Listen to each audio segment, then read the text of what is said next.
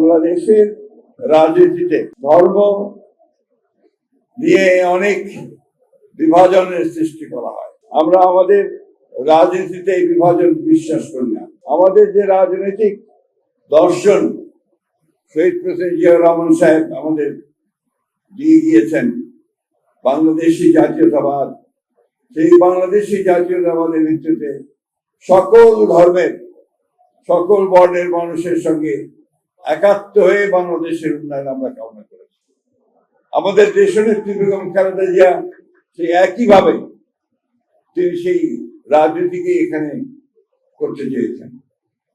এখন আমাদের যিনি প্রধানমন্ত্রী, আপনারা সবাই জানেন যে তিনি অতি অল্প সময়ের মধ্যে বাংলাদেশের মানুষের হৃদয় জয় করে চলেছেন। ধর্মকে সবার মধ্যে যেন সকলে সকল ধর্ম পালন করতে পারে, সবার মধ্যে তিনি চেয়েছেন যে আমরা বাংলাদেশকে কোনো সুনির্দিষ্ট ধর্মের জন্য এখানে কেউ সুবিধা দিতে না পারে, বাংলাদেশ সবার জন্য কাজ করতে পারে। আমরা সেই কথাই বলতে চাই যে আমরা ধর্মীয় ভাবে কোনো বিভাজন সৃষ্টি করতে চাই না। আমরা সকলকে নিয়ে কাজ করে সামনের দিকে এগিয়ে যেতে চাই।